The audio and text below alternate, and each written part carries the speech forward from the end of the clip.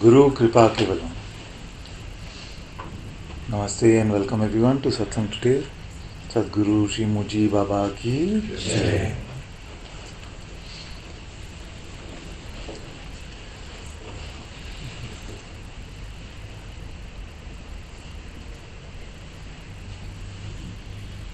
So are we confused or are we free?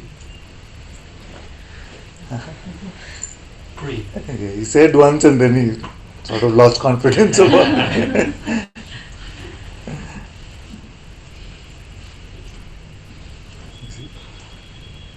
The only struggle is in our intellect. And if you're struggling in your intellect, there is confusion. You see? There is no bondage anywhere else. Even in the intellect, it is not true.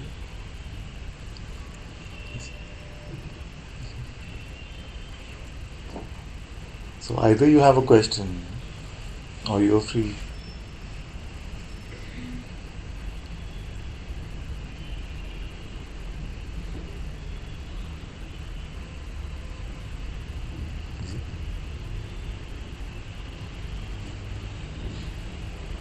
But the solution to the problem is not at the level of the problem. The solution to the problem is not at the same level as the seeming problem itself. The solution is higher. The solution is to look from a higher perspective.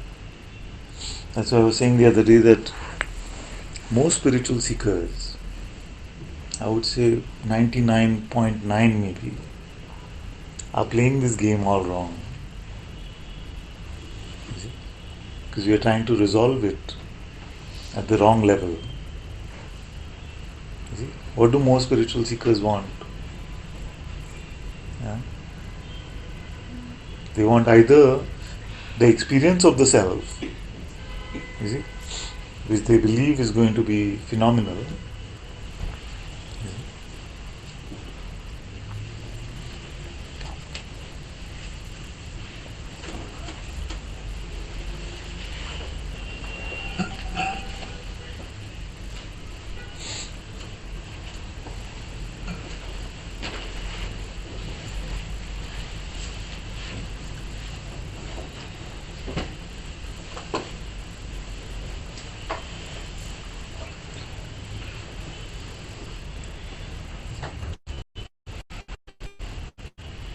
So they're waiting for some experience, you see.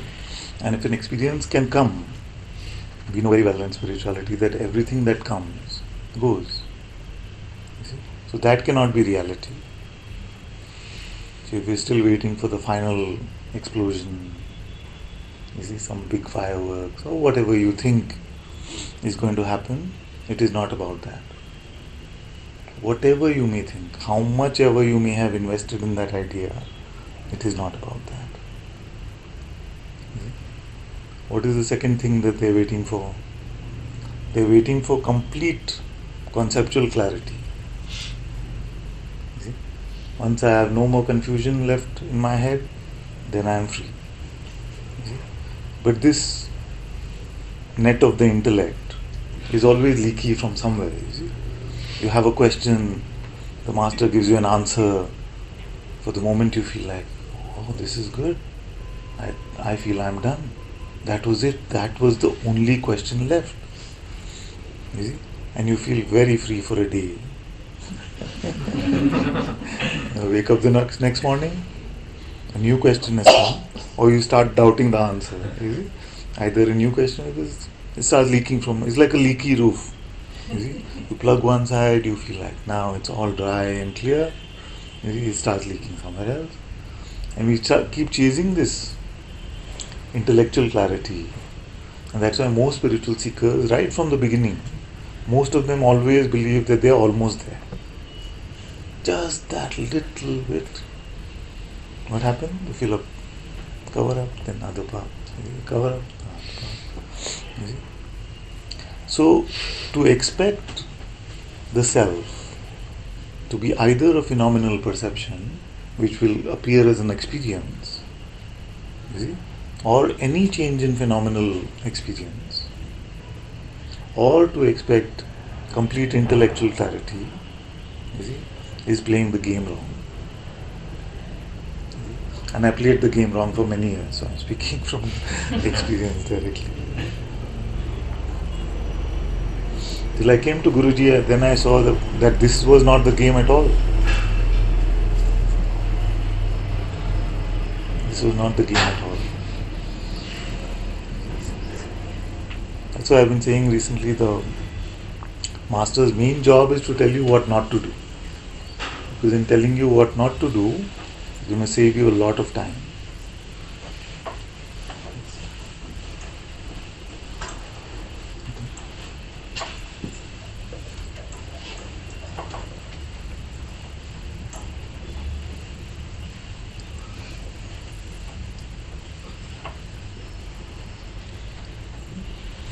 So what not to do?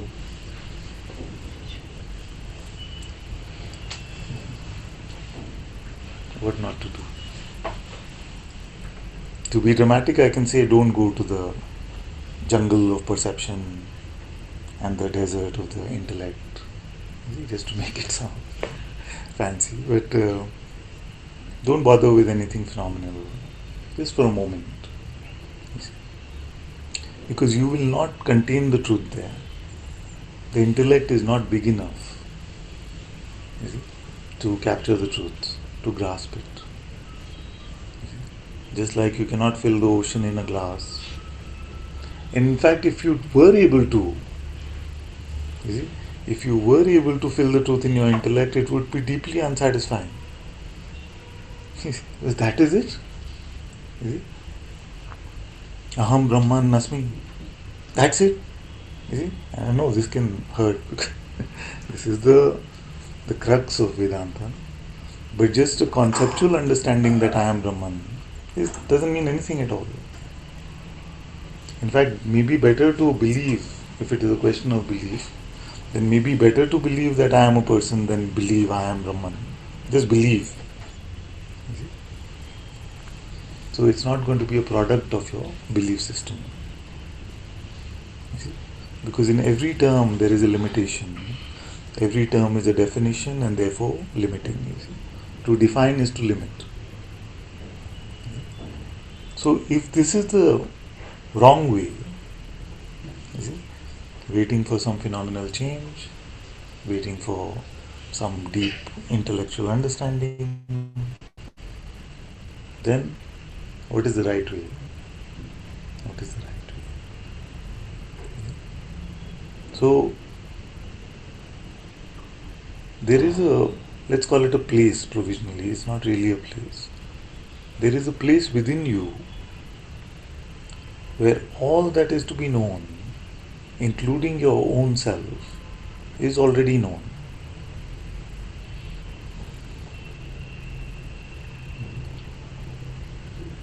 It is already known. So, spirituality is coming to the recognition or the discovery of this place.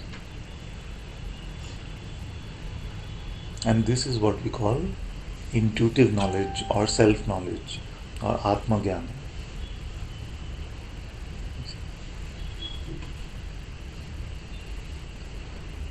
And I will point you to that place. How do you know that you are aware?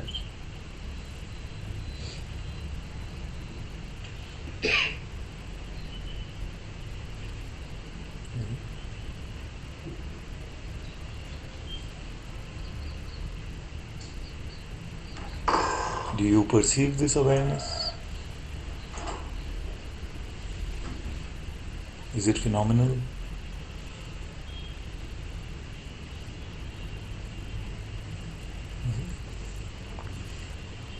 Is it just a concept that you heard in Satsang? That's why you're claiming it, like, how do you know the world is round?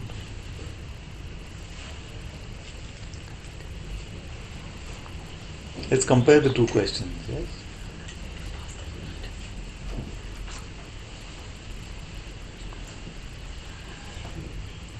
How do you know the world is round? Spherical, whatever, round. Huh? Simple. No? We have seen perceptual evidence, we have seen photographs, you see? And we have been told by credible sources, presumably. You see? So that's why if somebody says, what is the shape of the earth? You'll say it's a sphere or it's round. You see? Now, are you aware? Are you aware now? You see? Now, the basis for this, yes, is different than the basis for the yes that came for the world is round. You see? What is the basis for this yes?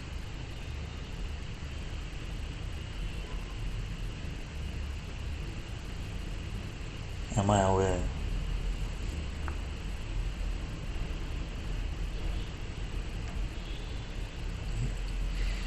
You do not see this awareness. And it is not just conceptual answer, isn't it?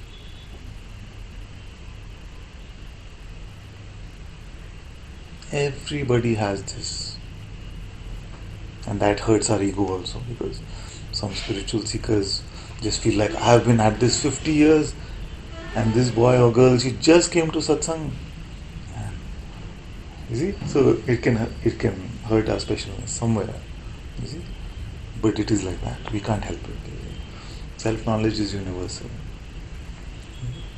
So there, where you know, but the term know is used in a different way, that you are aware, you see, that is your intuitive knowledge. Now who's confused about this? Because I'm happy to repeat this 100 times, because this is the crux of what I'm saying. If you're still climbing the wrong tree, then there's no point. We'll keep climbing it for lifetime maybe. So I want to get you up that tree. So like the metaphor I was using yesterday was that God is sitting in your living room, but we are digging a tunnel to find God. You see?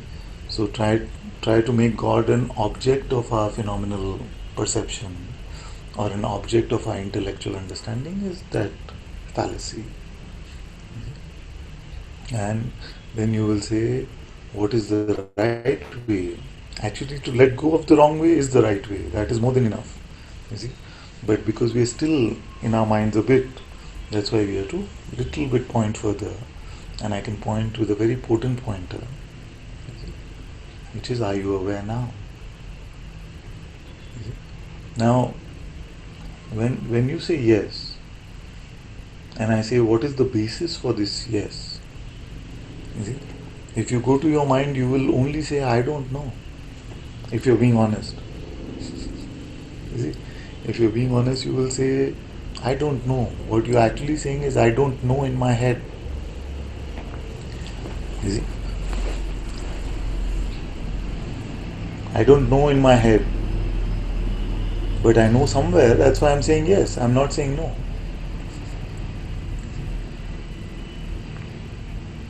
Is there a football in my hand? You say no.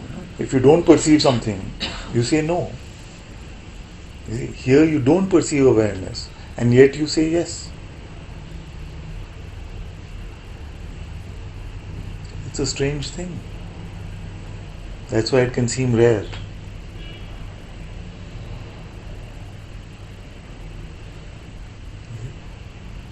This is called intuitive insight. It seems that because you perceive movement, yes, you know you're aware. Okay. I hadn't got that question in a while, but it's good to hear that again. So I am sitting on the couch. No?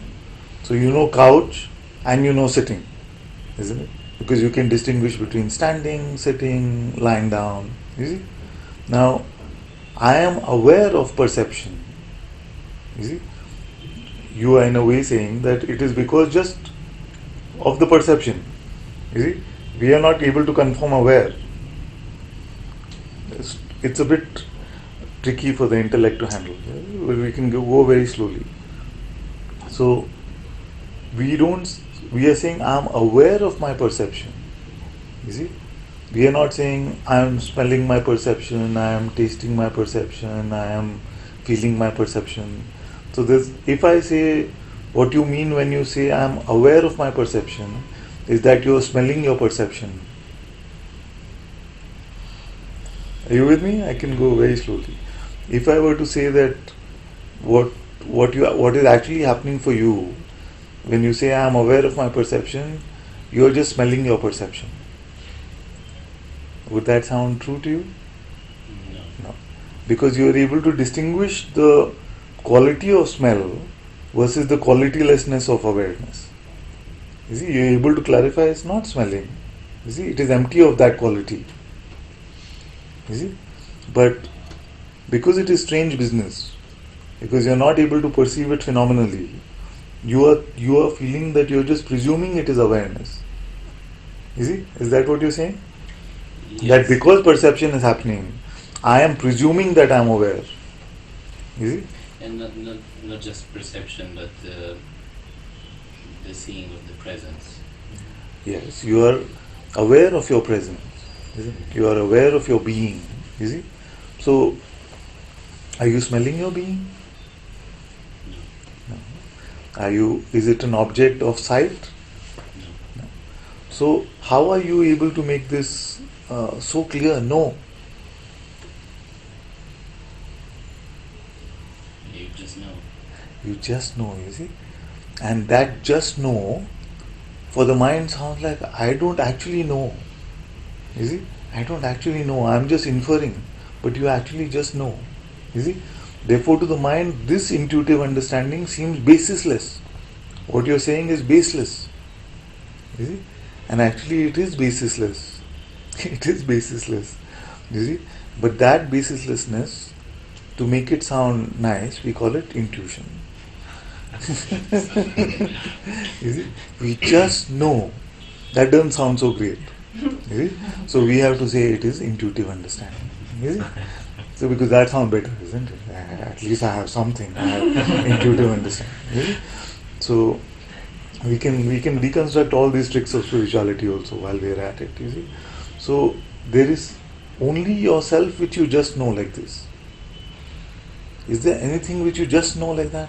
In a baseless way, which you say yes, in spite of not seeing it, in spite of maybe being empty of concept about it, you still say yes, isn't it? Is it? What is the color of the cat on the couch? There's no cat on the couch. Is it? Because you're denying its existence because it is not perceived.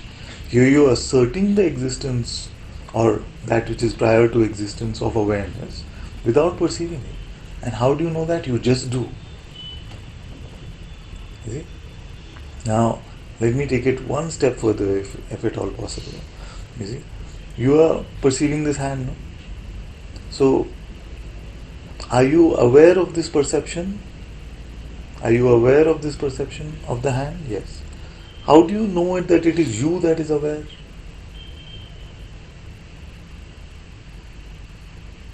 Did you see such a you? No.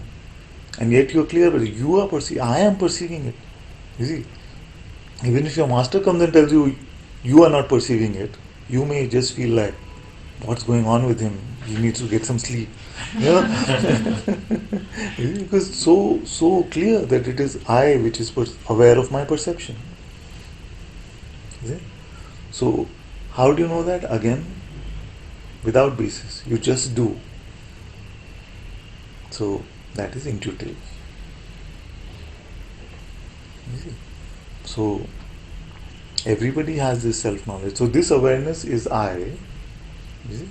Is very, very clear to everyone. Nobody is confused unless you start using your head. You see? It is clear. You see? Now, there is only one problem which will trip you up. You see? If you have left yourself independent of perception, if you have left yourself independent of conceptual understanding, and you are coming to the simple insight which everybody has, you see, then only one problem will trip you up, which is, what does it mean for me? How does that help me? Am I free yet? Are we there yet? You see? But there is no deal like that. But the discovery of this simple truth, simplest truth, is meant to help the false. You see, reality is meant to help the notion. You see?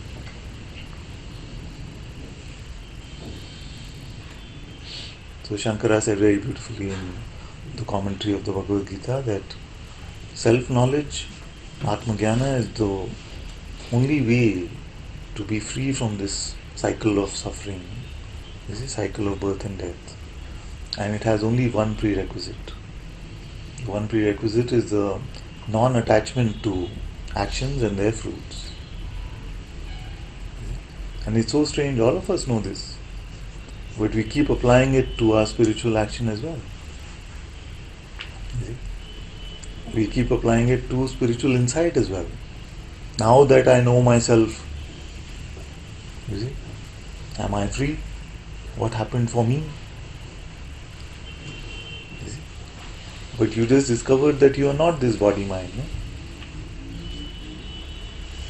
That you are that pure awareness, you see, which is not perceivable, and yet from which all that is perceivable arises on its own screen of existence, of being. This is your discovery, you see. And yet, because of the deeply conditioned selfishness, we want this to mean something for one particular body-mind. You see? You see? And the moment we get into that trap, we are back into our limited frame of reference of personhood. You see? So, independent of perception, independent of conceptual understanding, you have a deep intuitive insight into the nature of yourself, which is completely clear. You see? If you leave it unburdened with any expectation, that is called freedom.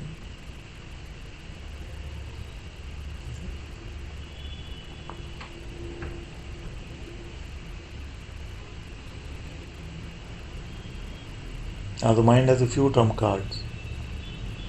Number one, it can't be that simple. Can it be that simple? What are those yogis doing in the caves for 1,000 years? He's just saying, everybody, finish. You see? Can't be that simple. Can it? No?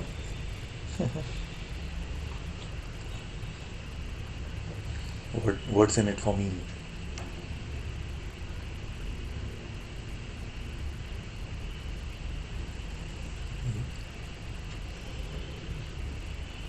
How can I confirm this?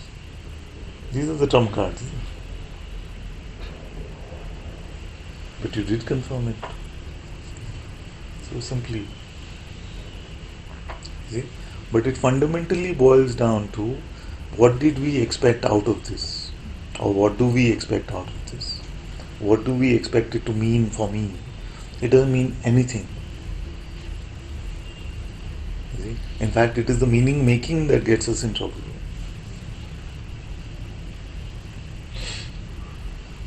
You see? We have a meaning making machine called the mind. You see? And that is making meaning out of that which is beyond meaning and meaninglessness. And in the mind it has just these opposites. If I say it doesn't have meaning, the mind will say, oh, that means it is meaningless. You see, but that is also meaning making. So we're not in that boundary at all, what we're speaking of.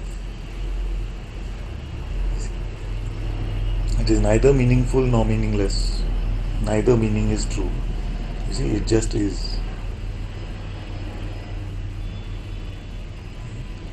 So, what happens when we buy into the interpretation from the mind that this version of reality which it is peddling to us, to consciousness itself, when consciousness gives it its assent and says this is how it is, you see, not only does it make a shape of the world, it makes a shape of you.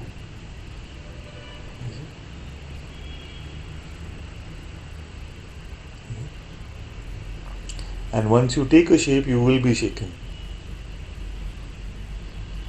That is called suffering. You cannot be shaken without a shape.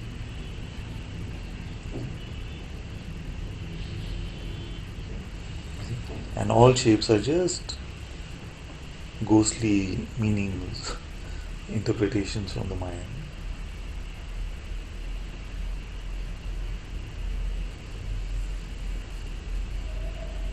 See, he's already looking a bit shaken. I mean, some shape has been taken, no? Some shape is taken. How will you shake this space? Your job is to shake the space in this room. Not possible.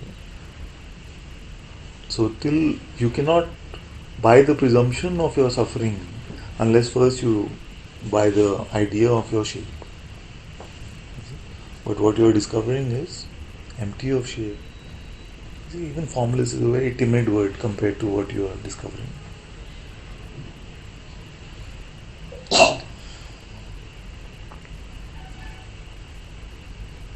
That's why I was saying that the only solution to this problem is to see that there never really is a problem. Otherwise, you start to believe that the problem is real. You see, then you make a shape out of yourself and you try to solve it at that level. It just cannot work.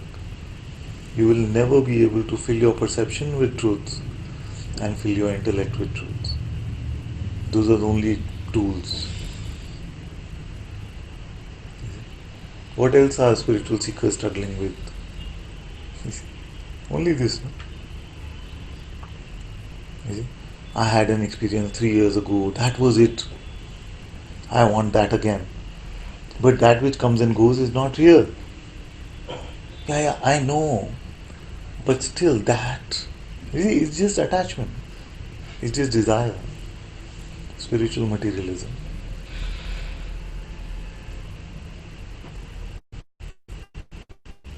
If something can come and go, how can it be that?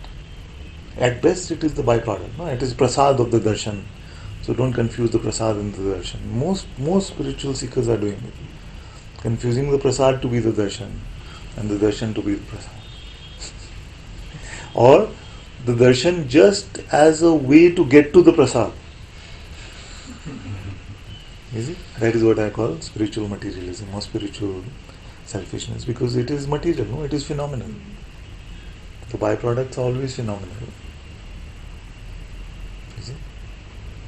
So till we come to a point where this just becomes about the truth for truth's sake and nothing else. You see? Although the insight will always be there for you, always available, you will still not feel free because you will try to match it against a benchmark which is phenomenal and say, how do I have this yet?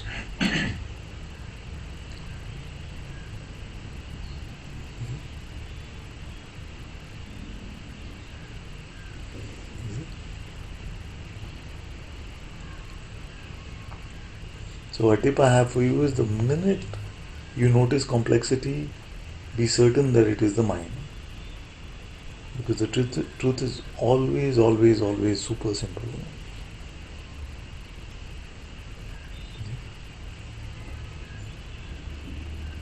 If you are trying to solve something, you are climbing the wrong tree. If you are trying to resolve something, if you are trying to see something, if you are trying to have the final experience, it's all nonsense.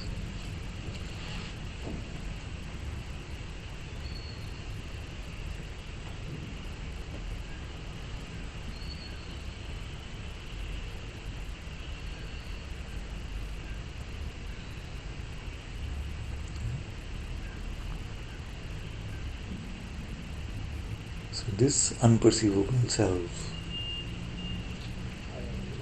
is knowingness itself, is knowledge itself, but not the one that we got used to, not the conceptual or perceptual knowledge. It is just simple self-knowledge. Needs no prerequisites, needs no sadhana. You could be deeply identified. Okay, this is not license, okay? You could be deeply identified for 1,000,000 lifetimes, but in this moment you could come to this insight and you could be free. You could be a very advanced sadhaka.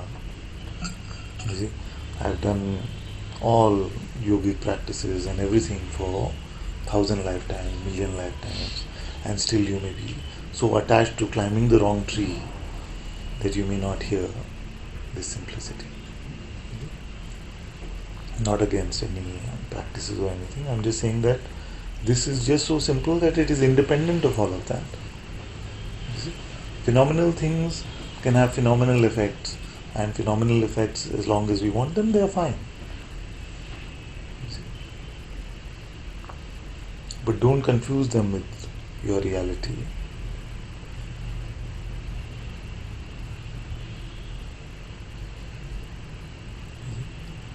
And again, I'm saying that what I'm saying is not necessarily a bed of roses, because many are attached to this, you see. And it's not fun to hear that what you've been trying to accomplish is just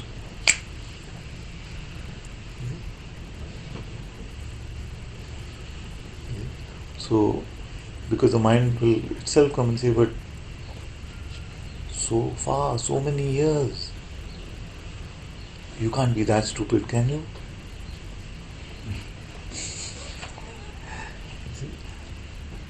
So it'll try to poke your ego in every way, poke your specialness in every way. So another trump card of the ego is to say, but there must be something more. You see? Where are the bells and whistles? Where are my siddhis? Yeah? For me, there seems to be a lot of confusion coming up when I say I know. Yeah. Like when I say I am aware, because this I is so like traditionally personal. Yes. This is the struggle, because we have used the term I. You see, if we have had a confusion between cats and dogs, for example, suppose English is not your natural language and you learnt it, but the one who taught you the language, they were just messing with you about this. They told you that cats were dogs and dogs were cats. So every time a cat went, you said dog, and everybody just laughed. Everybody, it was a joke that your friends had. Now, suddenly you realize that no, it's actually cats are cats and dogs are dogs. For you, it's the opposite. You see, what you thought is dogs were cats. So the same thing is happening. Because we have used I personally for so long, you see, this I, which remains after all the neti, after all the not this, you see, I removes the I and remains the I. You see, Bhagavan said, I removes the I and yet remains the I. But this true I, to call it I, seems a bit strange, because we've been using that for this person, isn't it? We've been using it for the ego. So it can feel like now to call cat a cat can seem a bit strange, you see? Because we've been calling it dog for so long. You see? So the same problem that is happening. But it is undeniable, it is you. You are aware of your perception. It is you. It is not something that Govind is telling you, Gopala is telling you. You are perceiving the hand. It's not coming from somewhere else.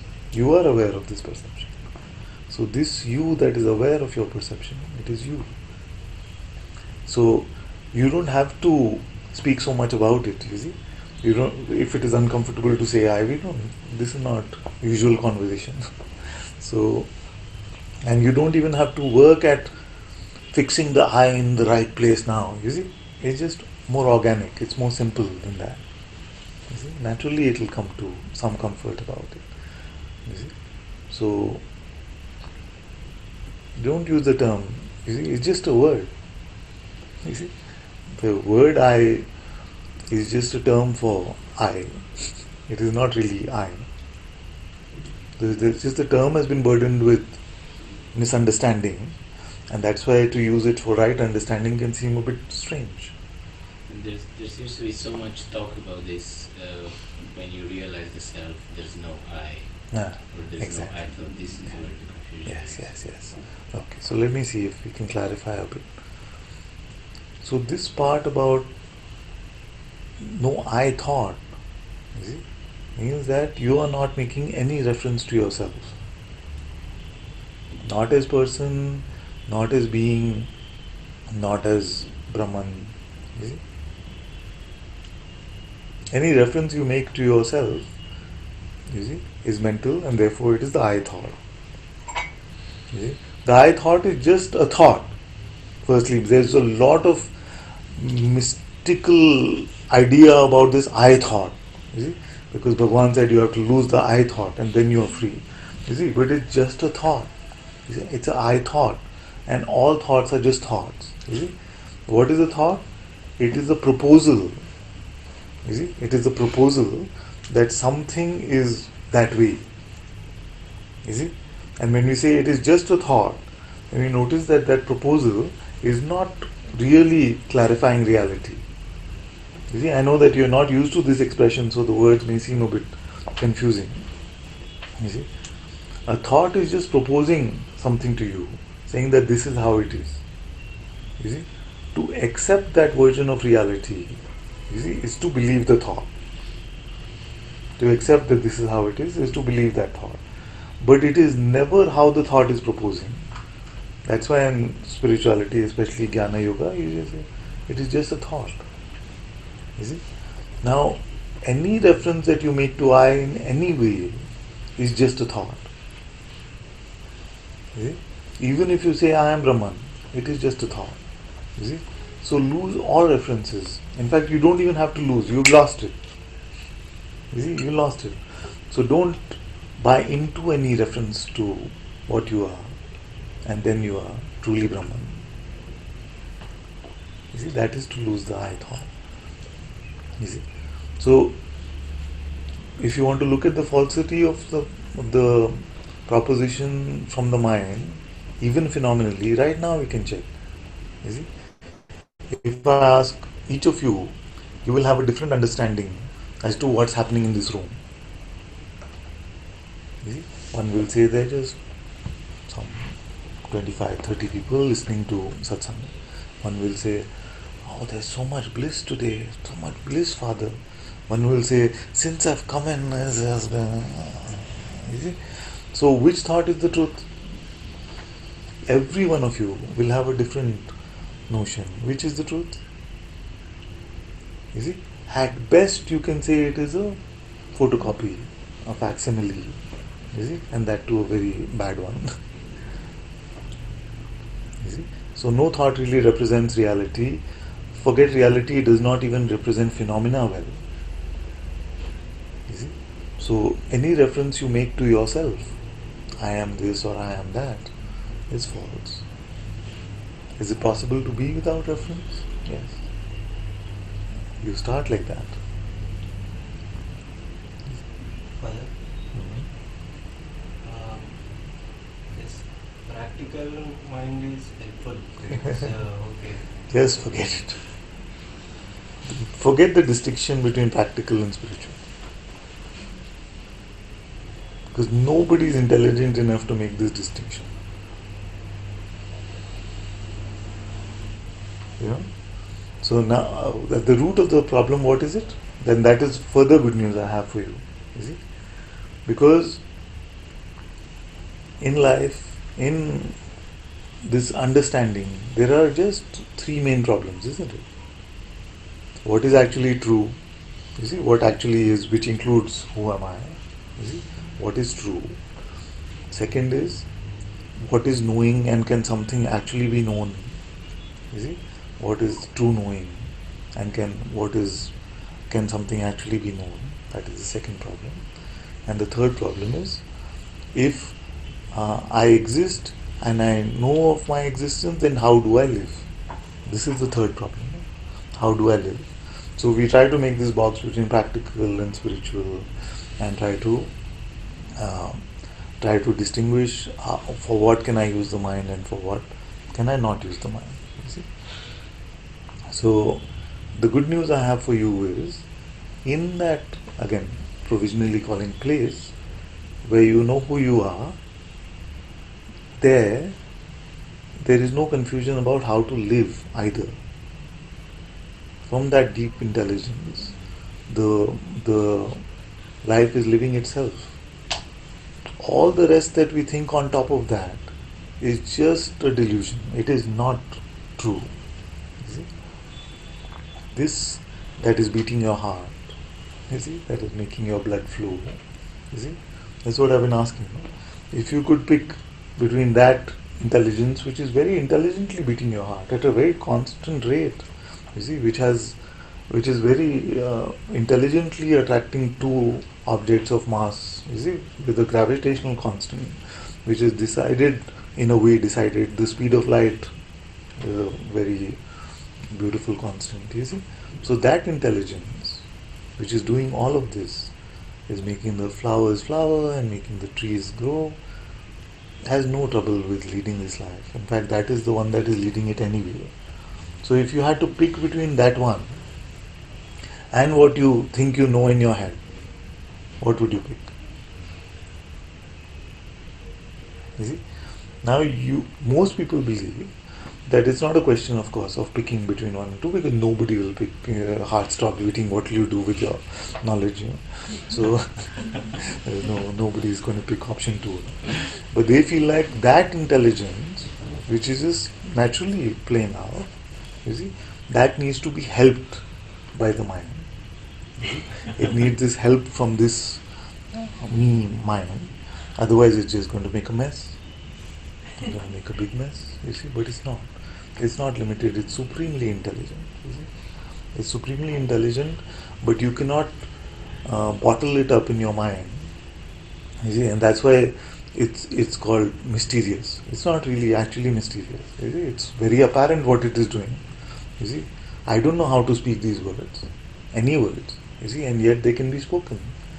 In my mind, I believed when I was younger that I am speaking them personally. You see, now that delusion is gone. You see, there was also this presumption that I am on this side of speaking and you are on that side of speaking. Now that presumption is gone. You see, I am nodding my head. I am speaking these words. You see, I am hearing them. I can't make any boundary. So, conversationally, of course, I can. I say just conversationally. So, this intelligence, which is running this universe, you see, it is very, very the basis for the egoic presumption that it needs to be aided by some sort of conceptual understanding. You see, and the evidence of its beauty is all around us.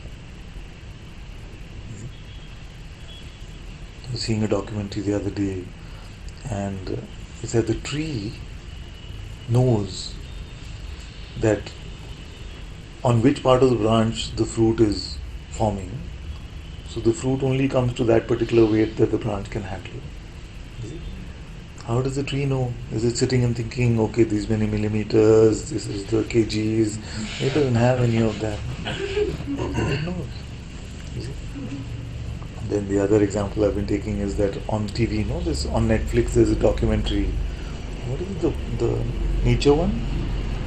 Planet Earth. Blue planet. Or something like Our planet. our planet. So in that is that Attenborough said 150 kilometers away. In a desert, what happened is suddenly it rained sporadically, unexpectedly. So Attenborough said birds from 150 kilometers away, they flew to the rain because they got some sort of signal. What is that signal? Do they have some radar or something? No, it's just So what is that intelligence which led the bird to the water? What makes the flowers so beautiful and unique? What is making the millions of processes in your body function right now? What is making this body able to sit on the couch with a certain gravitational? What is making the electron move? So all around us we are surrounded by these miracles. But we think, no, I have to, the non-existent one, you see, has to think something and then something will happen. I don't know how to move a finger. The mind doesn't know how to move a finger. You see, do you know how to move a finger? I don't know, at least. You see, we might have some crazy ideas about, oh, neurons have to fire, then the nerves get activated and the fingers move. But who knows how to fire a neuron? I don't know. Like, this is just such a fallacy that is, if it was not our own ego involved in this fallacy, we would treat it as ridiculous. You see? Nobody knows how to move a finger, but we think we are controlling this life. And so it's just silliness. So I am completely becoming against that idea that human birth is the most evolved and things like that. After so many lifetimes, you come to the most evolved birth, and I feel like it's the silliest birth. It's like the most foolish, because birds are not confused. They are fine. I'm learning so much from birds. They are just fine. You see, they are not contemplating who is the doer. I mean, look at that. The mind frames these stupid questions, you see, and we get caught up in that reference. In either way, we are stuck as me. You see, do I have free will, or it's God's, all God's will? You see, already the separation is inherent. No, whatever answer you come to, you have made yourself separate. You see, do I have free will, or it's all God's will? Mind loves these questions. So many spiritual seekers asking this question. You see? Because either way it wins. No, I am just a chair which God is moving around. I have no free will. I am still separate. Oh, I have some free will. You see? God does 90%, I have some free will. You see? Still I am separate. There is no God's will. All is my will. Still I am separate. So it's win, win, win. You see? Now, the question that I would propose is that if there was free will, who would it belong to? Is it? We have never met this one. Is it? So, this is the 1-2 punch of the mind. First frames a question for you, even in the garb of contemplation. Inherent in that, it is winning either way. And I have to tell you that most spiritual questions are like that. What we are thinking about is not leading to this discovery. And that's why I've been saying that the master is playing football, but we are playing volleyball, and we think that why aren't we meeting? Finally.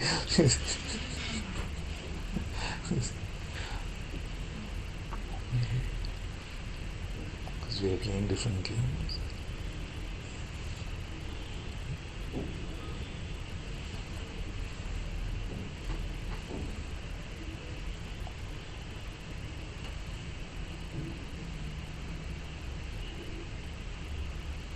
This is the end of confusion.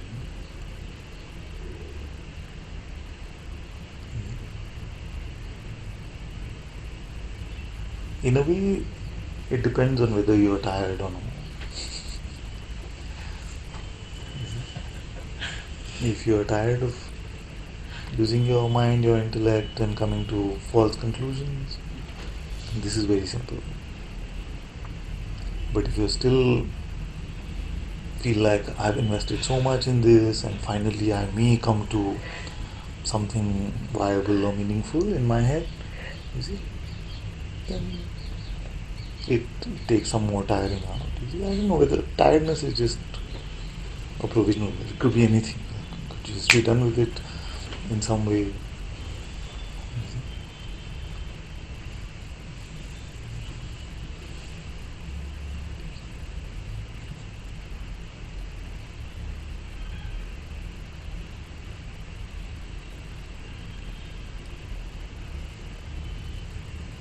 And that is why I'm reminded saying Nihal that is why the Zen koans are so helpful. They're so helpful. Because if you are not yet tired, then they will make you. You will get tired trying to get the goose out. You will get tired. And all your answers are all nonsense. No? Everything. And that is also not the answer. I hear about this Korean Zen. No? Korean Zen. One form of Korean Zen is where you sit in front of a white wall and you just ask, what is this? What is this? No explanation is given as to what this we are talking about. Just what is it? What happened?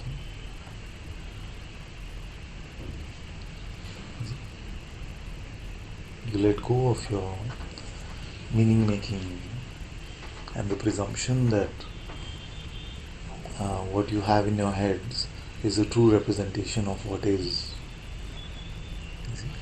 And as you let go of that, the deeper place where it is already apparent becomes clear to you.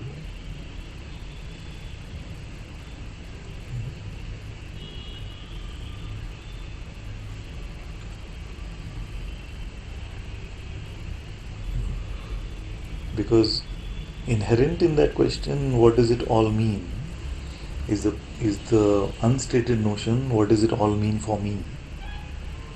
You see? And that is again a spiritual question wrongly framed to get you trapped in the me either way. You see? And it's strange because there's hardly any other aspect in this world which is as strange as spirituality. Like, what are the questions we ask? So once I see that there is no me, what's in it for me? Of course that we will say what will happen or something, you see, but we actually want to know what's in it for me. You see? Once I see there is no me, what's in it for me? You see? We are the most absurd of the lot. No,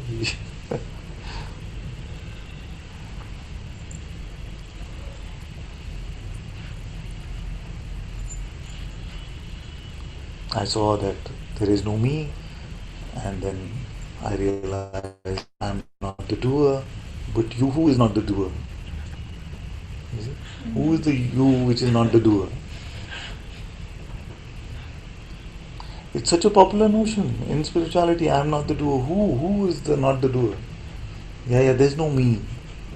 Then who's not the doer? You see?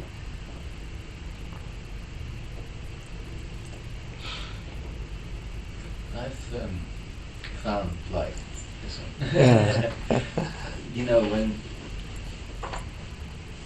when I just kind of drop into that Yes. space Yes. where, you know, it's really like everything's a mystery. Yes.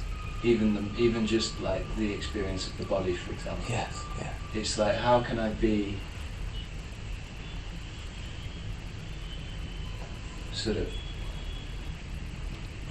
that which, like, all this is appearing to? Yes. Yeah. And at the same time, people like look at this thing and go, "Oh, hi, Govind, how you doing?" And I say, "Oh, yeah, I'm alright, thanks." Yeah.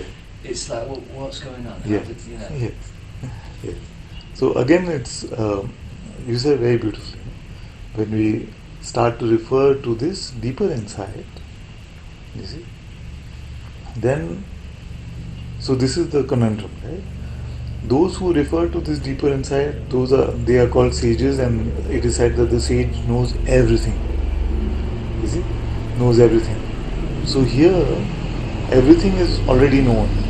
You see, everything is already known. But when we try to translate that into what is actually known in our heads, it's all mysterious. You see, so we can call it a great mystery, the greatest mystery, you see, or we can call it the all-knowing. And strangely, both are true, because we are speaking of different levels.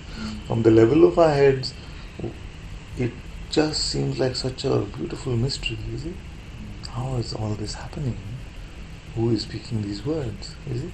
How does everything is such a mystery. But in my intuition, I'm not confused or I'm not mystified or something. So, but but in words, it's not a bad representation of it as a mystery, and yet it is the all-knowing.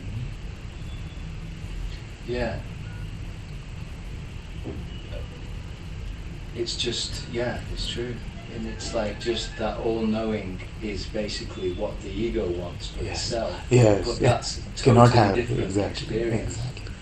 What the ego wants is, I've been making this joke. So someone went to Bhagwan and said, "Bhagwan, what is the capital of Timbuktu?"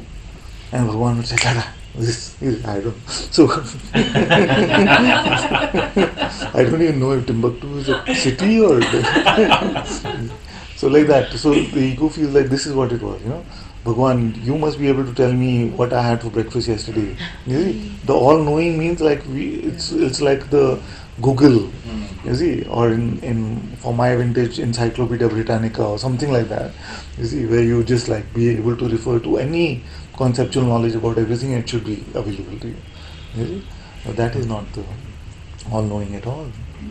In fact, the masters say, "I know nothing. I know nothing," and yet they know everything. You see, and yet all they know is the self. You see, it's all to the mind. All of this is very crazy stuff. So that's why it sounds so strange. So spirituality sounds so full of contradictions to the seeker, because sometimes it is said the master knows nothing. The Guruji, you ask him, he said, "But I know nothing." You see, but it's also said the master is all-knowing. They know everything. You feel like, does he know everything or does he know nothing? You see? It's all level confusion. It's all level confusion. But to put it simply, whatever we think freedom should be like, you see, freedom is broader than that.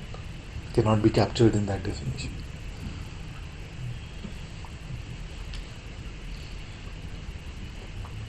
We are even questioning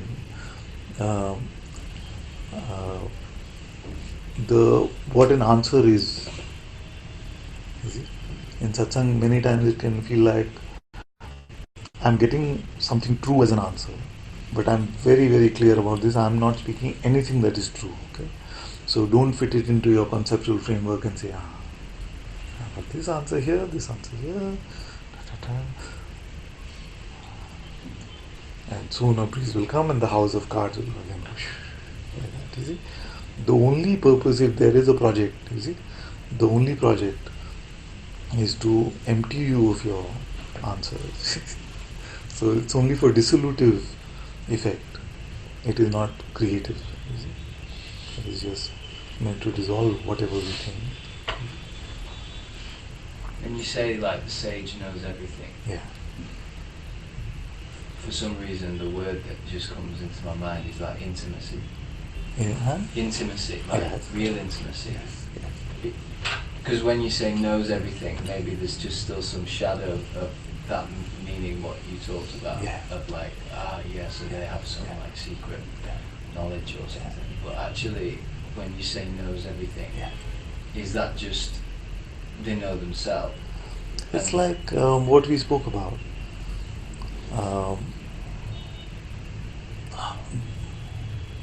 How does the tree grow? How do the flowers bloom? You see, what knows that? They see themselves as that supreme intelligence, you see? Not in that. Like that. This, in a way, we can just to use words. This like the way of truth. This is the way of life. There is no difference between the way of truth, the way of life. You see? So, to come to the truth is to not be confused about any of these three aspects. You see? What is real? Can it be known? And what is true knowing? And how to live or how to exist. You see? It is the end of confusion about this. You see? And in the end of intellectual confusion, there is like a deep-seated knowingness, you see, which is not trying to resolve anything. It is just moving in its own beautiful way, and that is moving, animating this body and all other body, everything. So to be in touch with that, or to see themselves as not distinct from that, would be in a way in that intimacy that you were speaking of. To see themselves as that, like more intimate than there's no distinction between myself and the truth. There's no distinction between myself and knowingness. That's what I meant. Yeah, so exactly, therefore, exactly. like everything's included in that. Yes, Yeah. yes, exactly. Including like also phenomenal knowing. Yeah, You know? yeah, yeah. But So not limited to that. correct. And what I'm saying is that, so that is independent of whatever conclusion we make in this moment. Yeah. Is it? Yeah. So because we will never nail it down No. into we can try to point precisely, you see, the master is pointing, okay, as precisely as possible, and in a way that is the constant endeavor here, no? As precisely as possible to empty you from all of the confusions that the mind can throw at you, you see, but you'll never nail it down perfectly, you see. So because what can happen is that in a way it is like we're trying to make an idol out of reality in our head. That's like this is how it is, you see. But that idol will never represent.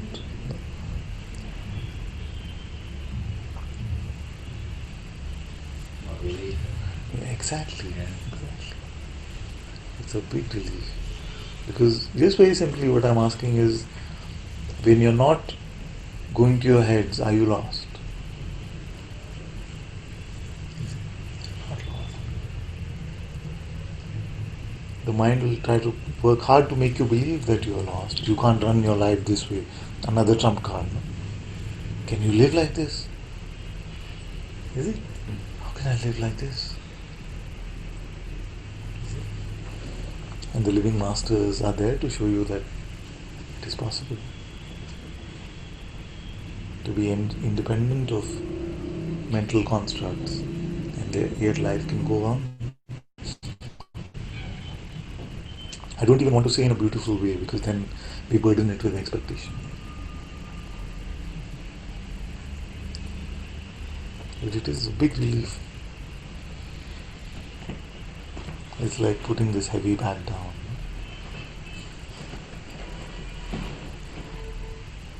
The Guruji says, hand over your existence to existence. It's simple like that. You see, because the mind is just the notion that is telling you that this deep intuitive intelligence is not intelligent enough. It needs help from my notions of what is. You see. And to buy into that idea is to make a shape for yourself, like a mythical myth about yourself, and you see, start the story. Then starts the story of me.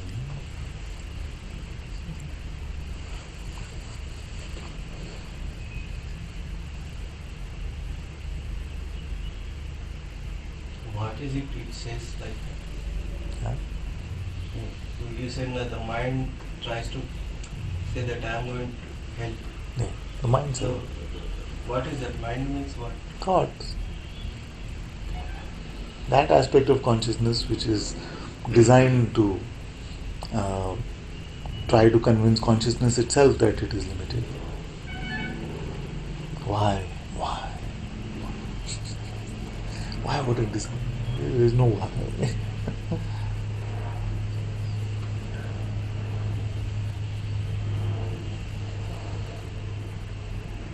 That's what I was saying. No? I saw this scene in a TV show on Netflix the other day. That in a desert in the morning, there was morning frost. Huh? And a bird just came and drank the water that was melting from this morning frost. You see? What would a human have done? He would have said, how come? In a desert there is frost? How did it happen? Why is it here? What does it mean? You see?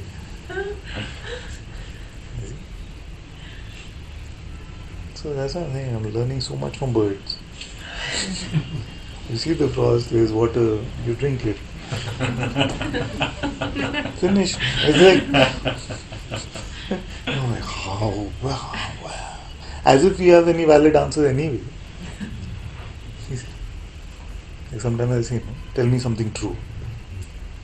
Or what do you actually know? Nothing. Here, nothing. Is it?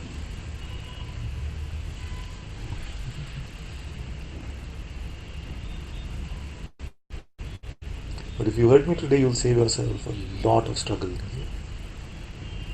The struggle is just in climbing the wrong tree. No matter how hard you climb the wrong tree, you will not come to reality. No matter how well you do it, you're still climbing the wrong tree. The truth is simpler than that. Just remember, simpler than that. What is the simplest thing you can do now? Come on, let's hear something. Simplest. What is the simplest thing you can do now? Enjoy the moment. Enjoy the moment. What is even simpler than that? It's a good answer. Wait, what is even simpler than that? Nothing. Okay, that's almost it. Even simpler than doing nothing, that's it. So, usually how it goes is somebody says, I can just be. You see? I say, even simpler than that. Like nothing. Just one last step.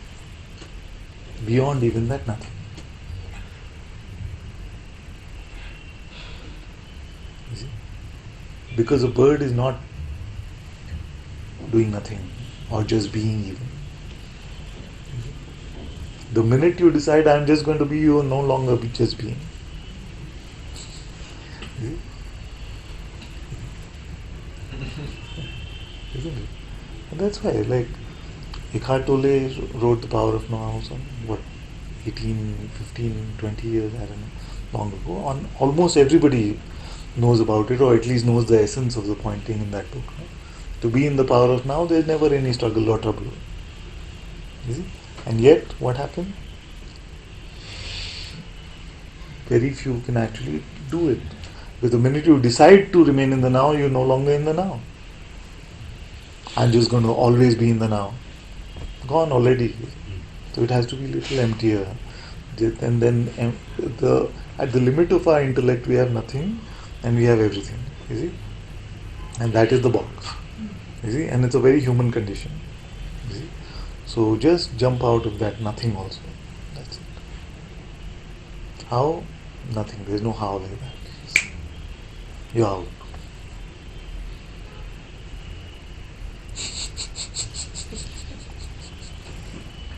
Wrong tree, man. You see? If you go digging, you will never find tomatoes.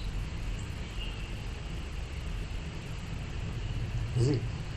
If you use your head, it will never lead to any good.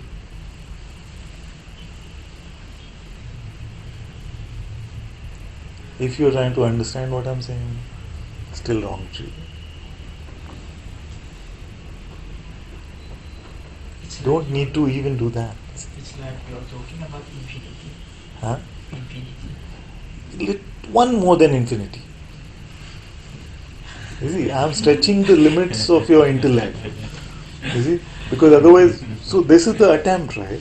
I will come to the perfect conclusion that this is how it is. You see? Like that. You see? But little more than, almost there. Where your mind cannot go is where you already are. Where your mind cannot go is where you already are.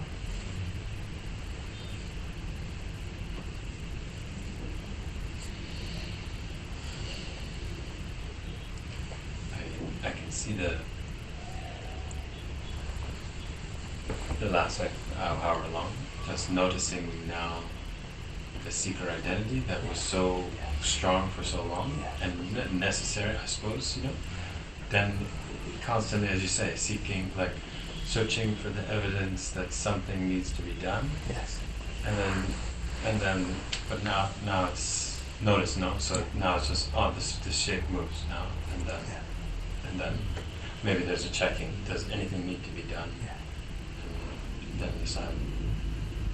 Than nothing. Less than nothing. Yet, so then I also notice sometimes there's identification, and I am the seeker, and then as soon as it's recognized, that never happened. Then there's no, that never happened. And so then I was looking, there's some integrity of, okay, yes, from one space I can say, yes, I was identified, another space I can say, no, I never was, and there's a I don't know, an integrity to saying, to just reflecting we both are true, or something, just quiet reflection, So- like, okay, Just make it simpler than that. Yeah.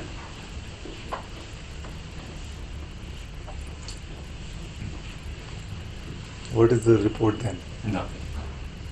One more simple.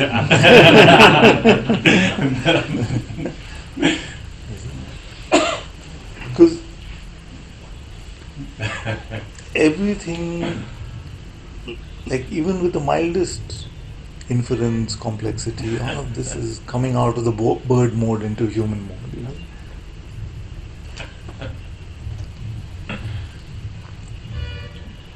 Utterly simple, utterly simple.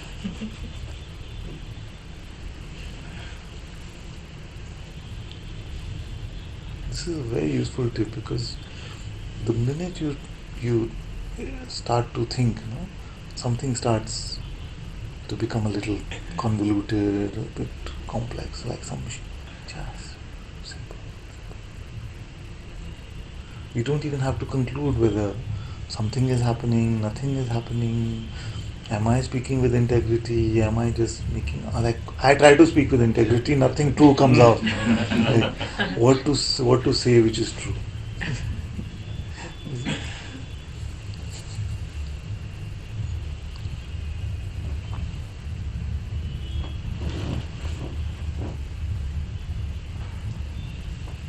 Simple, simple, simple.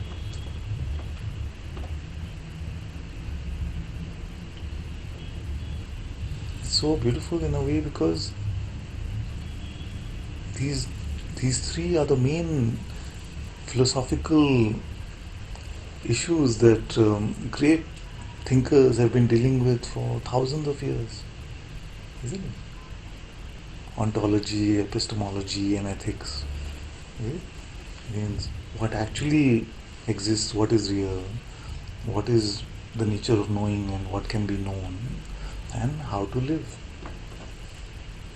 And all of this intuitively is already clear and apparent to you. But what's happening is that the human condition is the attempt to translate this into some sort of mental understanding, which is just not viable. Because you try to fill the ocean into as big a bucket as you can find, still can't do it.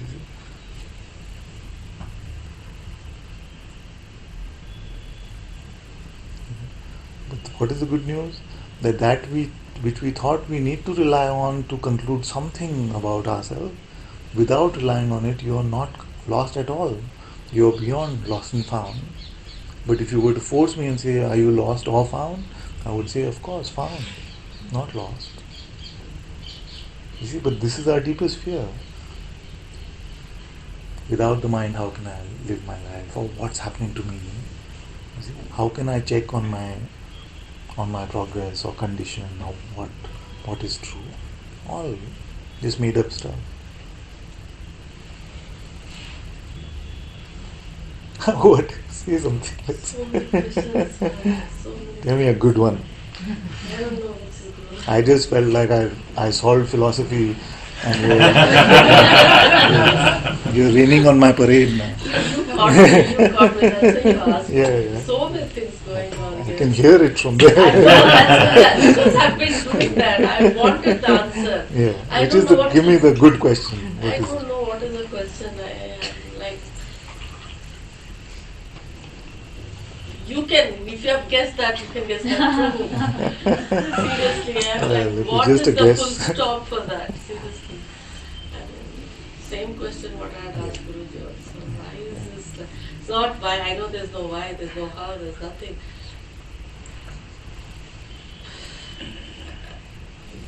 the question from me. Seriously, I'm like. The one who wants it can never get it. The one who has it always has it. So the one who wants it can keep throwing whatever tantrum it wants, make no difference. It's not just the same question you asked Guruji, it's the same conversation we've been having for the last How many years? how many I don't know. years. So, so do you recognize that the one who wants it is not real? Yes. Yes. Then what is that? And still why this No.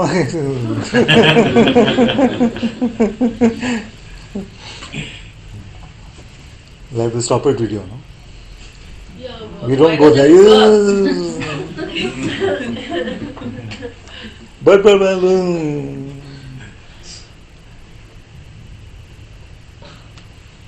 It just in your head there is like a stubborn child. It's just like a stubborn child which is keeps throwing these tantrums, and it expects everything and everyone to dance to its tunes. First you start dancing, then you expect everyone around you to start dancing to that tune. Just leave that stubborn child. It's fine. I don't want to.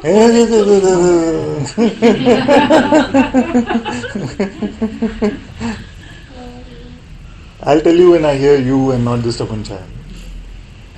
Okay, there's 2 and 3 here.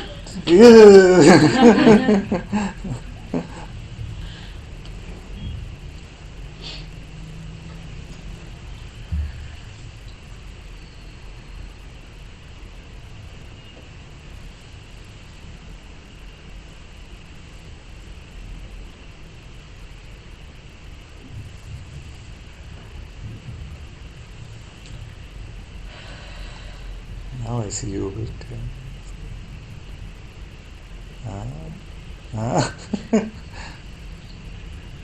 Now it could go either way.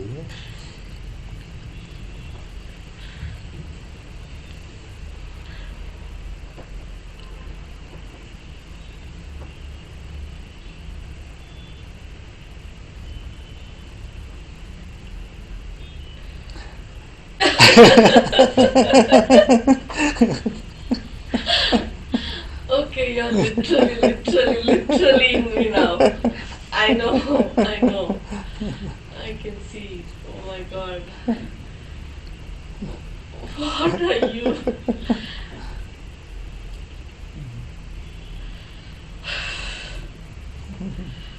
Wow.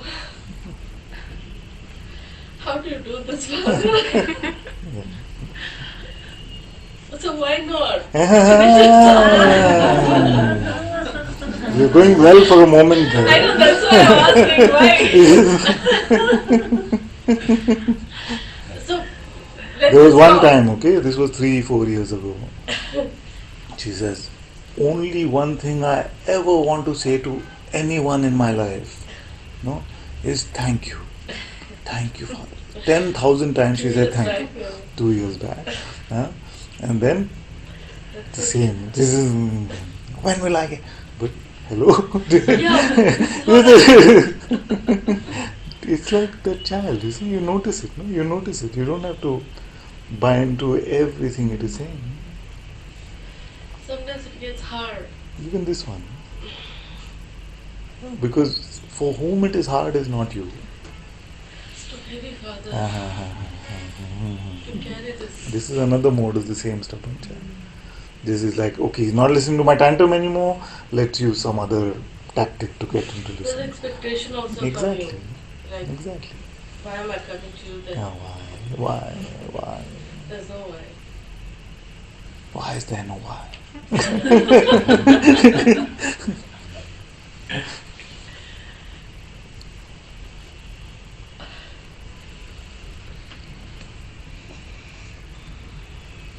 So simple. So simple.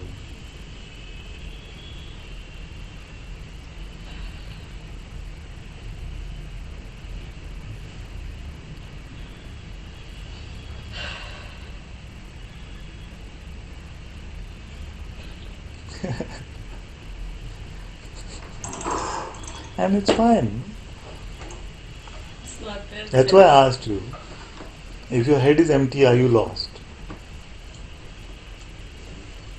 You see? This is the fear we have. How will I run my life? What's happening to me? If you don't know any of this here,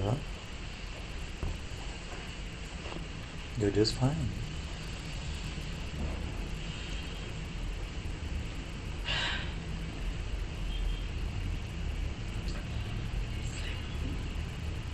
Clear now, so much of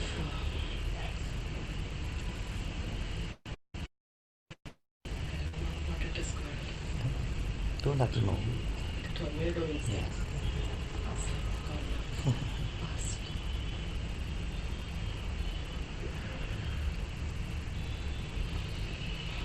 Sometimes it's like a game. Is it like every time I come, I see you go? Yeah, you're dancing this tango together for many years now. I go back and then I come back and then again this. Yeah. You go back, refill all the tantrums. Yeah. And Which is what I don't want. This is how it starts. Who doesn't want? Tantrums. When we buy into the proposition that it is representing reality, that there is such I who does want or doesn't want, gone. No? See, same mind framing into non-existent problems, either way it wins. You see? Like if you say, Father gave me what I wanted, you separated yourself. Father didn't give me what I wanted, you separated yourself. So for the mind it is win-win. No? So sometimes I have to give you what you need, not what you want. And that's what our dance is like. And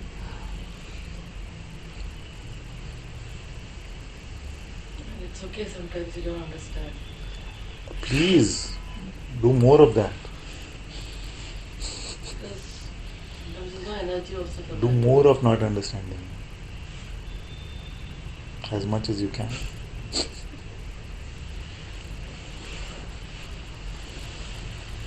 the worst place to be in, actually. Don't understand.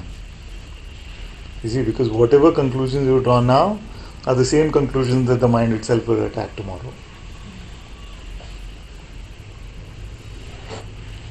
You see, we feel like something is incomplete till we have drawn the conclusion about what happened to me or what is happening or what did I find. You see? Allow everything to be uninterpreted.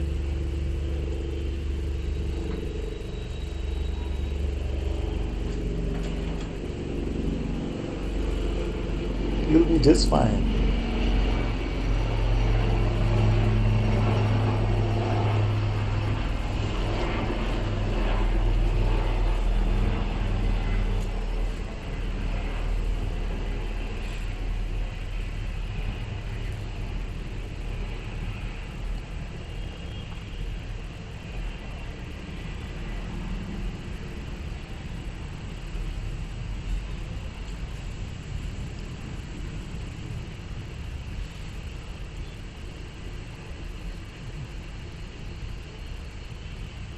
Whatever way, whatever path.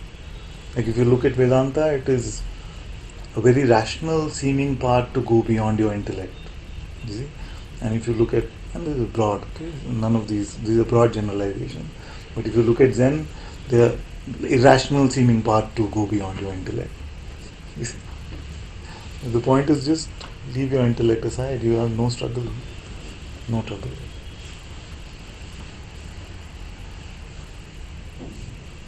There is nothing that is left unknown. And yet your head is empty.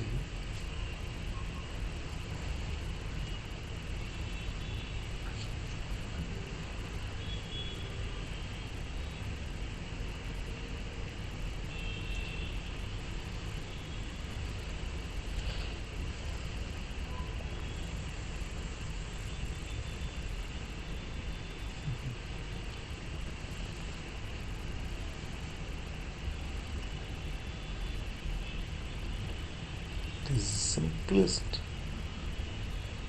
and most difficult. simplest because just most difficult if you try to understand, try to figure out what it all means.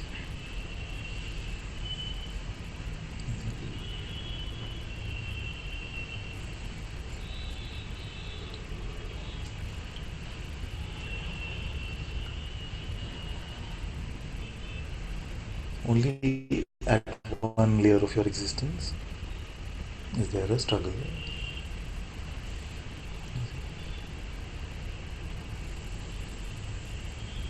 But to notice that, like yesterday I was saying after the broadcast got over, that there is a battlefield. There are opposing concepts. There is like you're trying to build a beautiful castle of concepts, but concepts are opposing and they're causing trouble. Is it this way? Is it that way? All that battlefield is happening. To see that it is not your battle is freedom. It will never be victory in that battlefield.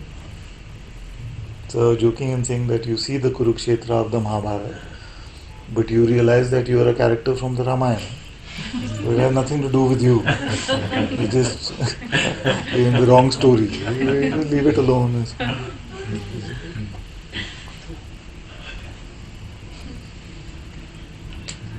You cannot figure out your way to the truth. You just have to step out of that game.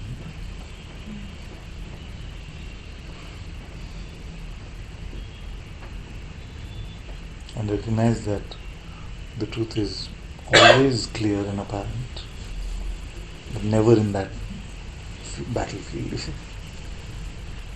And yet our addiction is to that battle. Our habit is to try and win that battle. But you cannot come to the truth there. Because both sides is just your mind. All the opposites are just your intellect.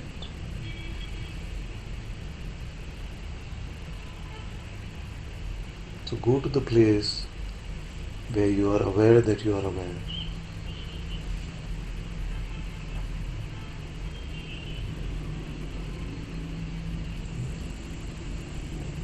You cannot figure this out. You're just aware that you are aware. And that place has no trouble leading this life also. Then you'll become like that bird. It sees water in the desert, it just drinks it. It doesn't say, how can I get more of this? Where did it come from? Is it possible? Is it a miracle?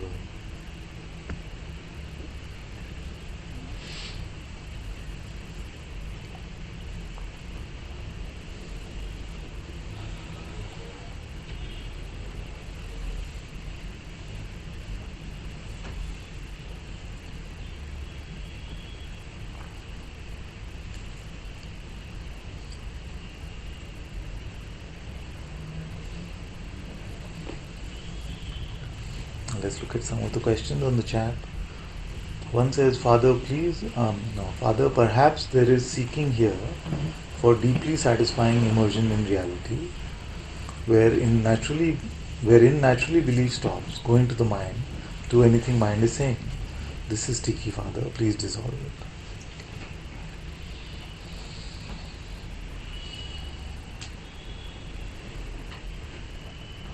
May you remain open and empty.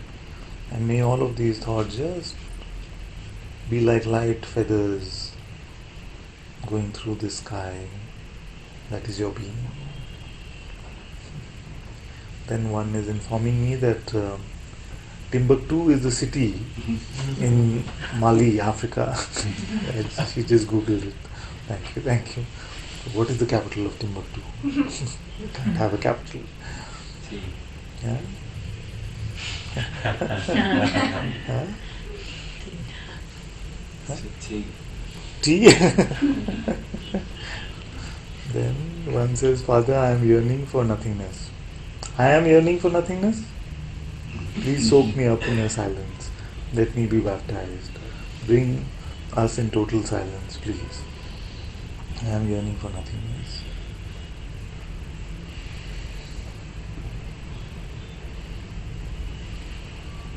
Forget every idea, including the idea of nothingness.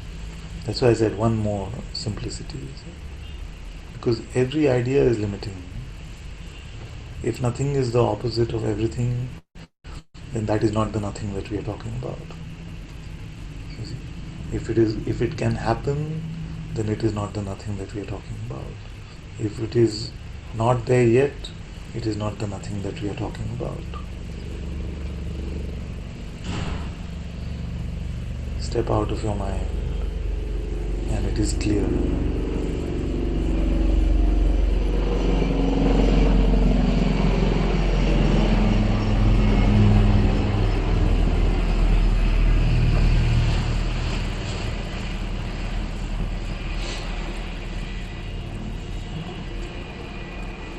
Next one says, Father, though I have heard you say truth for truth's sake before, when you said it today, a mind bypass somehow occurred. Good. That experientially confirmed it as isness. In isness as isness. Yes. Where isness was not a notion, but the experiential fact of it that is one of my unlimited being. It instantly caused a new level of unburdening of the mind and a great sense of peace. Thank you so much, Father, for the light of your grace. Very, very beautiful. Very beautiful. Very good, my dear. Just don't attach to the peace. You see? Don't attach to anything at all. Remember not to mix up between the darshan and the prasad. And if you do that, then again it will be tricky.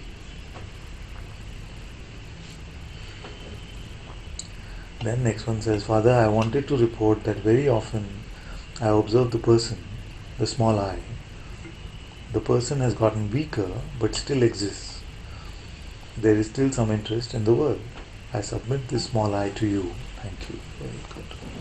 You see, but when you say that I see it, you don't see it. You don't actually see it. You just see the circumstantial evidence. You see? Which means that if this body is working in a certain way, you can make an inference that that is the ego. You see? That is the ego talking or the ego acting. You see? But actually it is never to be found. You see? This small I has no tangible existence of any sort, even phenomenally. So you are already rid of it. If you take on the project that I want to be rid of the small I, it is just the thief dressed up as the policeman trying to catch the thief.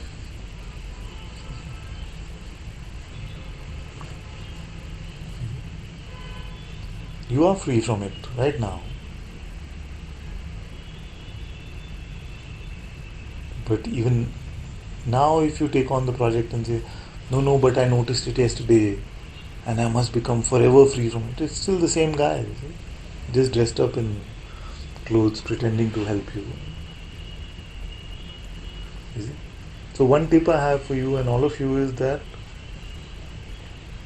anytime you notice yourself making a linear story about yourself, you see? Any linear story about yourself, know that it is just the mind. You are not an object in time.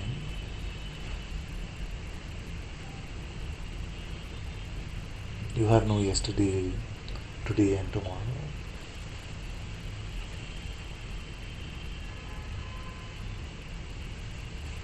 So sometimes in our most humble sounding stories, still the trickster can peep through.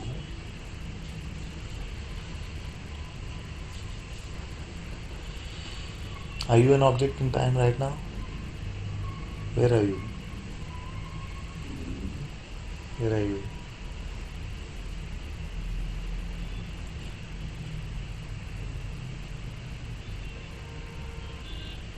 Where are you looking at the perceptions that we call the body from?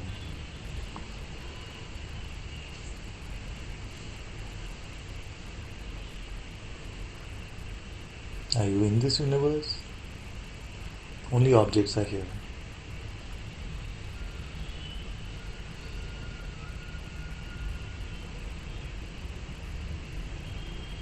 Where are you looking at this world from?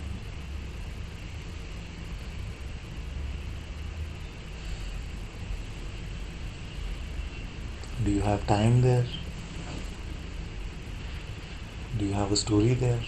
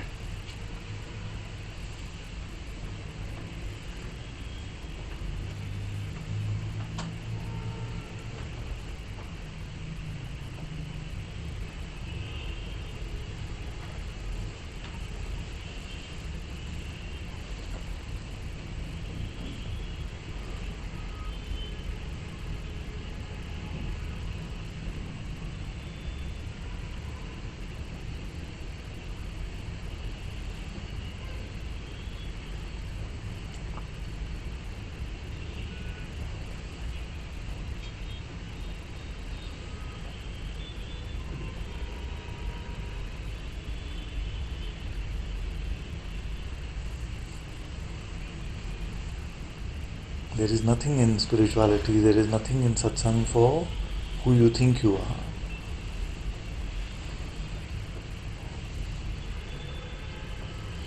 That is my greatest gift for you.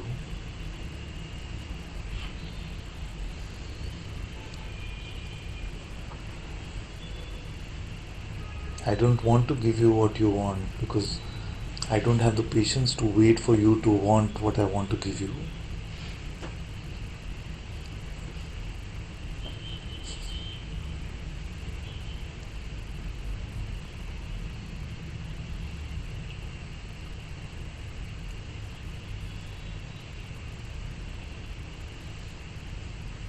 Maybe I'm not so optimistic.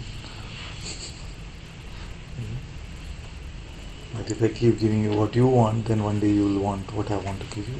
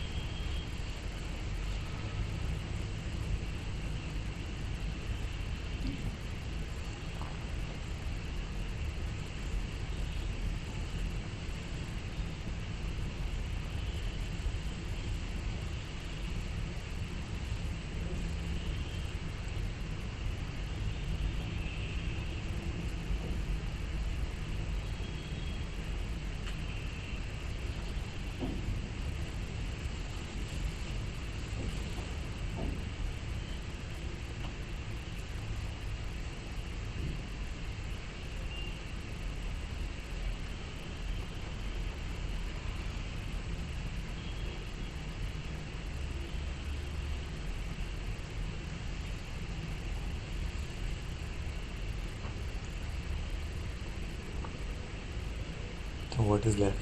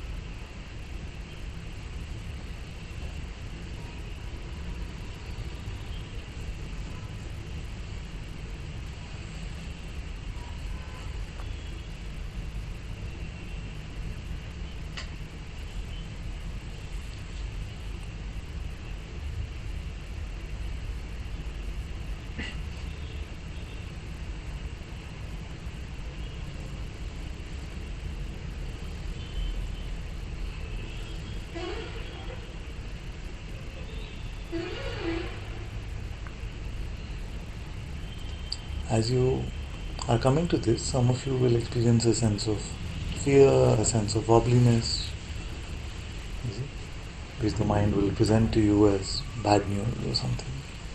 But it's just fine. You have to look at it as intermittent fasting. Huh? When you start intermittent fasting, what happens? First couple of days is a bit tough because the body is so used to getting instant gratification from the stomach, no? And always expecting food to be there. So first couple of days when it doesn't find it there, you see, it feels a bit like you can get a headache, you can have all of these things, you see. But then soon what happens? It discovers that there are reserves, you see, stored up of energy. It's like the generator was there but it was forgotten because there was constant electric supply. No? So I start to discover the generator, and then it feels comfortable even if there's no food in the stomach. It knows it can go to the reserves. In the same way, as you're running to keep your head empty of conclusions, empty of notion, something can wobble. But that's just because you're discovering your intuitive reserves, intuitive deeper insights, and you can trust that. It will feel like, I don't know how to run my life anymore. What am I supposed to do? It'll be just fine. You're getting in touch with a deeper, greater grace.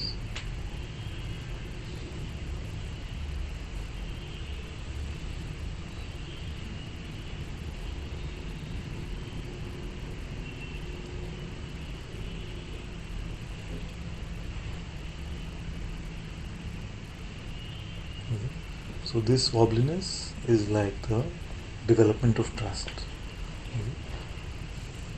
You develop trust away from your mental projections into the supreme intelligence, which is your own being.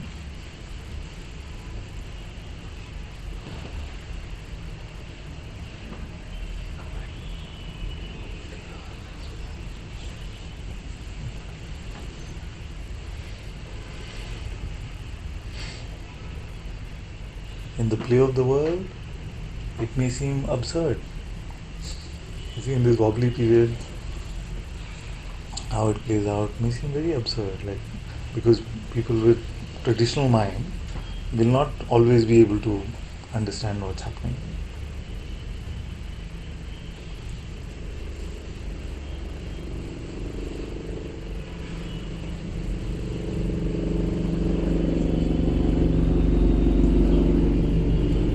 Your mind will not understand.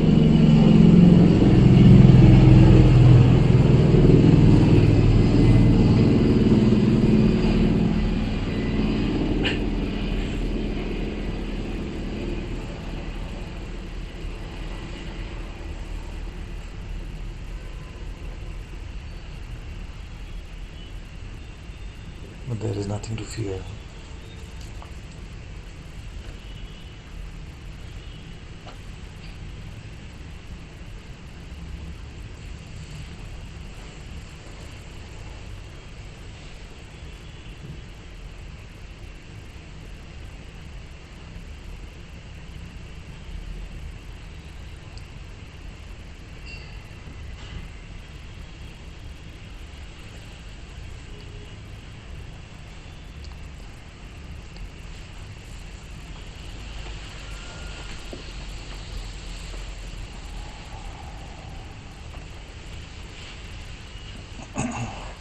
Thank you all so much for being in Satsang today. Sadhguru Shri Muji Baba ki Jai. Sadhguru Shri Ananta-Ji ki Jai. Guru Kripa Kevalam.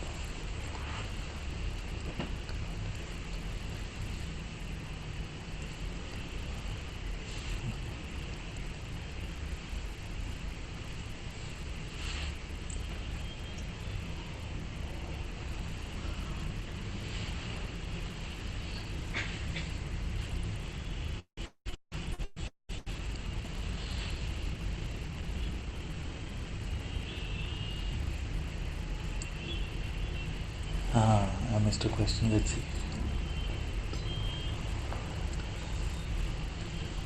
Father, even if I understand today in the satsang, my mind always fools me later. Maybe it is just fooling you now that it fools you later.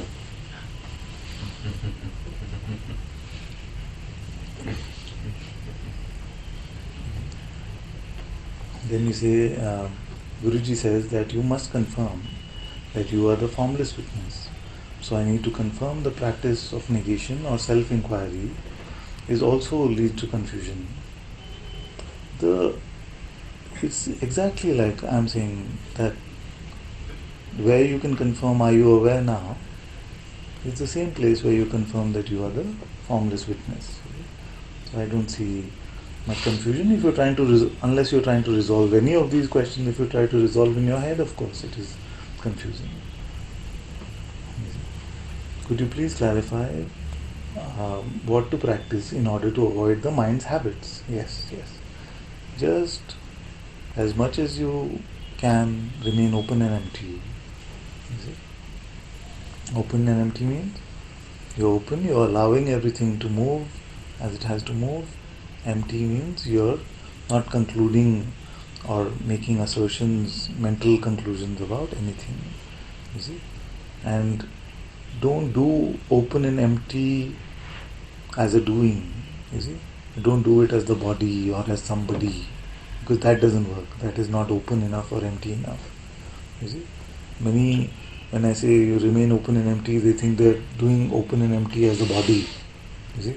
So they're getting the body to remain open and empty, or putting on a yogic posture or something. Just like anything can happen in the world, I am open and empty, but that is too identified, you see? Because be open and empty about this body also. What is moving from here, not moving from here. I'm not speaking to you as the body. So open and empty is not like this. It can, the body can play out like that, but it is just in your inner space, in your inner attitude. You're not grasping, you're not clinging to anything. You're including the body in the world, you see. So you're open to everything being played out. It means allowing everything in the world, including this body, to play out as it is, you see, as it is playing out. So please clarify what to practice in order to avoid the mind habit. Just this. And then I don't know if it was in the broadcast, but I was sharing with Annie about one of my favorite metaphors, in Satsang. For many years I've used this metaphor of the sushi restaurant. And so there's a restaurant called Yo Sushi, where there's a conveyor belt. You see, and the sushi comes to you on this conveyor belt. And so the same way the mind is like that. You see, these thoughts come to you in the conveyor belt of the mind. Now you have one job, which is to just let them all come and go. You see, not picking up any sushi, not the starter, not the mains, not the dessert. And if you do pick up, then don't pick up the next one. It's as simple as that. It's not to pick up the dessert of guilt or not doing it right or progress even. Nothing like that. Just one plate will only come to you at a time. It may seem to come very fast. But just remain open and empty. Remain in the unborn, this unborn. So when Master Bankai said remain in the unborn, he was talking about the same unborn. It means that don't give birth to a shape. The mind is just doing shape making. You don't buy into any shape. You don't give birth to any shape. That is the unborn, as simple as that. So just remain open and empty is to remain in the unborn. Whether you call it remain in your notionless existence, whether you call it remaining in pure presence, it doesn't really matter. Very, very simple, very natural, and it is very effortless already actually, but initially it can seem a bit like you have to make some effort to let go. You see? What is effortless? To pick up the sushi or to not pick up? It depends on how addicted you are to it. It depends on how much interest there is in it. So initially, if there isn't a seeming addiction or a habit to pick up, then it seems like a bit tough to not pick up. But actually, it is effortless.